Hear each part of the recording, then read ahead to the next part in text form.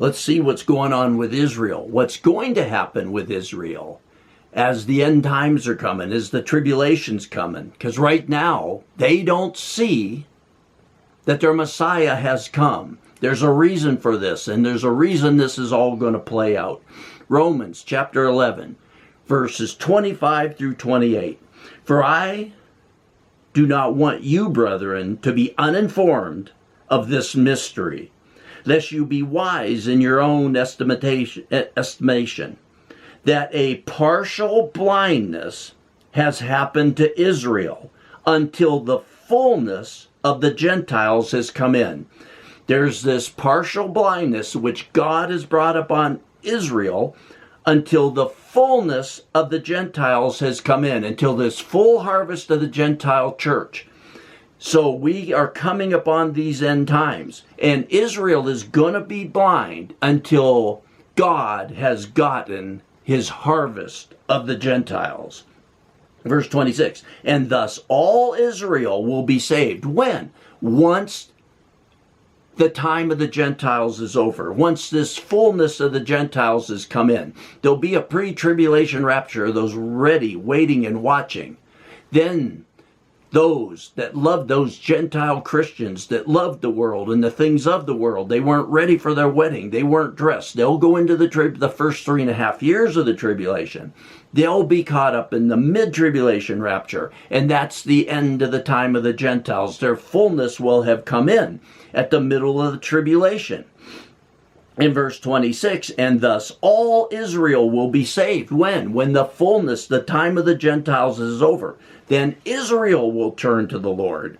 And thus all Israel will be saved, just as is written. The deliverer will come from Zion, and he will remove the ungodliness from Jacob. And this is my covenant with them, when I will take away their sins, Israel's. Right now, God has them blinded. He will open their eyes once the fullness of the time of the Gentiles is over. Verse 28. From the standpoint of the gospel, they are enemies for your sake. Listen to that. From the standpoint of the gospel, the good news, for the Gentiles, they are enemies for your sake. But from the standpoint of God's choice, they are beloved for the sake of the fathers. So what is going to happen? At the midway point of the tribulation, the Gentile church, Laodicea, that went into the tribulation, the Gentiles are going to be caught up. It's in the mid-tribulation rapture. And then it's the end of the time of the Gentiles. Through the preaching, teaching, death, resurrection, and rapture of the two witnesses, Israel as a people, not every single one of them, but generally as a country and a people, will turn away from the Antichrist and will turn to the true Messiah, and they will be born again. They will be the church in Israel. And we see then what will happen. Matthew chapter 24 again. Let's begin in verse 9. Then they will deliver you, speaking to the Jews. Then they will deliver you, this Christian church, these that have turned to the true Messiah. Then they will deliver you to tribulation and will kill you. They are going to be killed. They're going to pay the price. They're going to be the top, the crowning glory. God is saving this for them, the highest, the most glorious thing, to lay down your life for the Lamb. That is the place they're going to take. And will kill you. And you will be hated by all nations on account of my name. Why? Because the Antichrist is saying that he's the Messiah.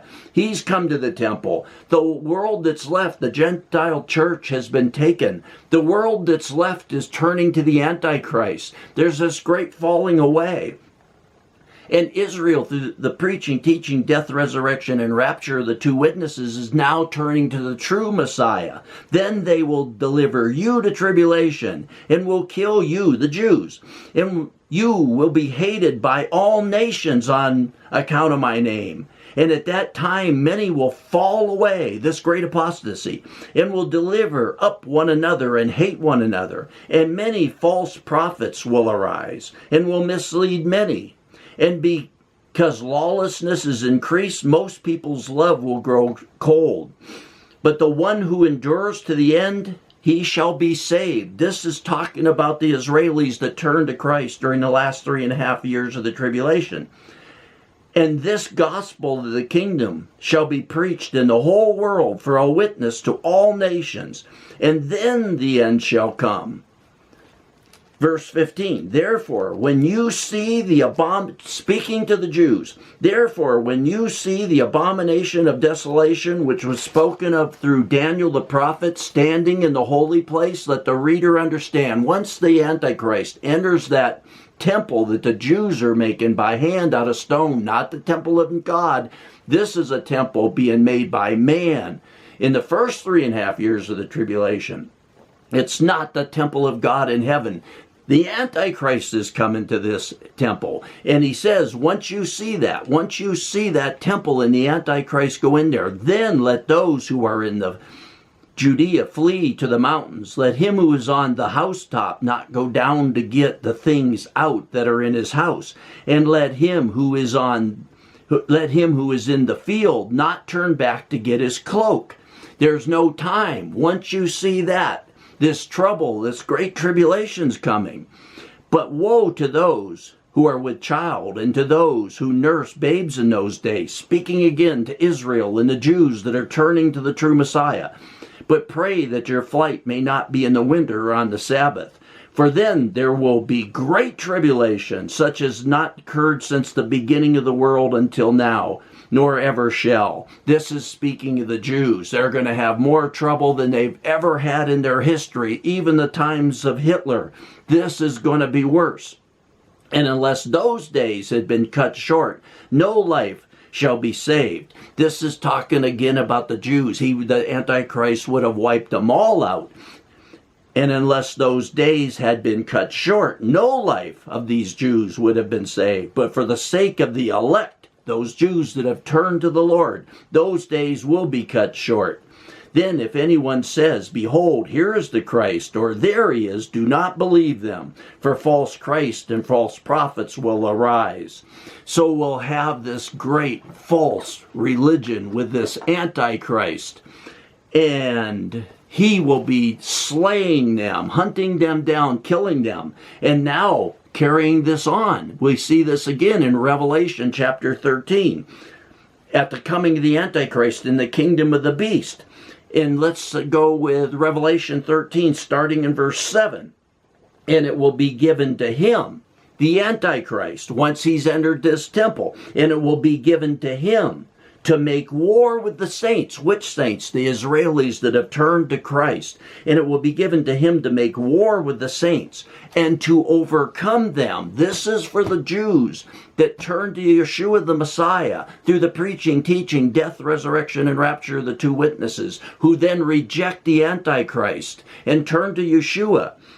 And it will be given to him, the Antichrist, to make war with the saints, the Jews that turn to Yeshua, and to overcome them. And authority over every tribe and people and tongue and nation was given to him. He'll rule over the earth in the last 3.5 years of the tribulation. And all who dwell on the earth will worship him. Everyone whose name has not been written from the foundation of the world in the book of the life of the Lamb who has been slain. Listen here, saints. If anyone has an ear, let him hear. Speaking again of the Jews the last 3.5 years of the tribulation. Verse 10. If anyone is destined to captivity he goes. Speaking of the Jews. If anyone kills with the sword, if anyone wants to take up the sword and fight, if anyone kills with the sword, any of these Israelis, with the sword he must be killed. Here is the perseverance and the faith of the saints. That's what's going to happen, saints. We got this coming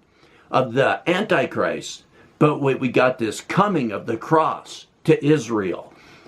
Through the preaching, teaching, death, resurrection, and rapture, they will become the church in Israel.